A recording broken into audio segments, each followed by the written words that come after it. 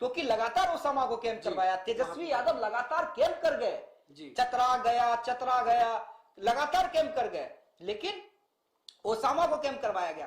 तो ये माना जा रहा था कि एम जो है वो एक मुश्त रहेगा, लेकिन वैसा दिखता हुआ नजर नहीं आ रहा है बेलागंज में। जी, अगर अब हम रामगढ़ की बात कर ले तो अभी भी देशवा के दर्शकों को बता दें कि रामगढ़ से अभी भी बीएसपी के कैंडिडेट सतीश यादव की बढ़त बनी हुई है। उनका वोट अभी 13,845 वोट का रुझान उनका जो है वो आगे है। अगर वही बात अगर बीजेपी की कर ले तो तकरीबन 10,000 वोटों की वो भी बढ़त बनाए हुए हैं। तो तकरीबन टक्कर जो है बीजेपी और बीएसपी के बीच में रामगढ़ में होता हुआ दिख रहा है। अगर वही बात कर लेते हैं तरारी विधानसभा की, तो तरारी विधानसभा में अभी भी विशाल प्रशांत का वोटिंग जो है वो 6,034 वोट है। और अगर माले की बात कर लेते हैं तो वहां 5,901 वोट है।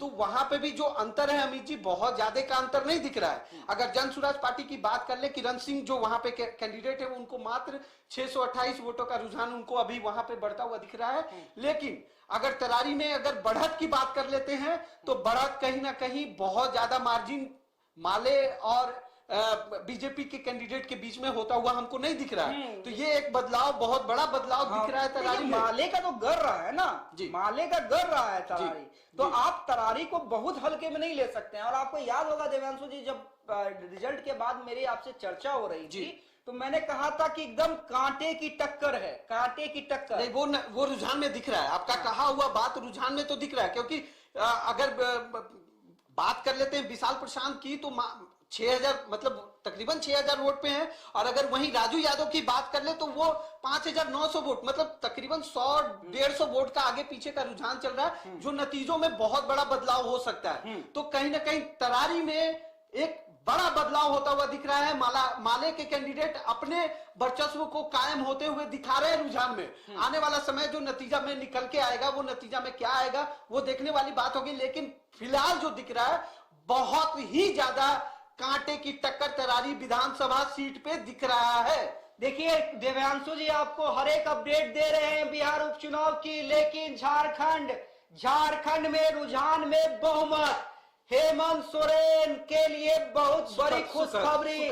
81 में से 72 सीट का रुझान आया है और उसी में इंडिया गठबंधन जो है वो बहुमत की दहलीज पर 41 सीट पर आगे चल रही है। इंडिया गठबंधन 42 सीट पर अब आगे, अब और 28 पे एनडीए।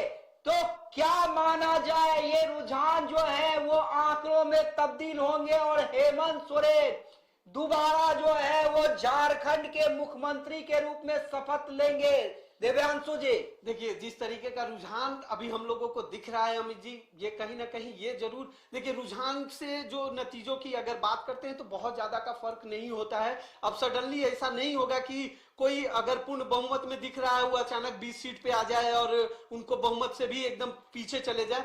तो टक्कर तो है। और आपको बता दें झारखंड में कोई बदलाव नहीं होने जा रहा है रुझान के हिसाब से। ये नतीजों में क्या आएगा वो देखेंगे, लेकिन अभी जिस तरीके का है वो कहीं ना कहीं ये जरूर दिखा रहा है कि वहां इंडिया गठबंधन मजबूती के साथ आगे है और उनका लगातार जिस तरीके का बढ़त बना हुआ है। आपको बता दें 81 सीट पे 72 सीटों का रुझान आया है, जिसमें से इंडिया 42 सीट पे, एनडीए 28 सीट पे और अदर 2 पे आगे है। और जो डिफरेंस है एनडीए और इंडिया के बीच में वो लगातार बढ़ता जा रहा है, वो कम नहीं हो रहा है। ऐसा बोले कि आसपास आ गए हो, बहुत कांटे की टक्कर हो रही है। बदलाव जो है बहुत तेजी से हो रहा है और इंडिया लगातार बढ़ते ही जा रहा है। देखिए इंडिया लगातार बढ़ते जा रहा है। सरजू राय आगे चल रहे हैं, जेडीयू उम्मीदवार सरजू राय आगे चल रहे हैं। बड़ी खबर जेडीयू झारखंड में जेडीयू सरजू राय, हालांकि देखिए सरजू राय का करिश्मा है, लेकिन फिर भी जेडीयू बीजेपी के बहुत बड़े नेता रहे हैं।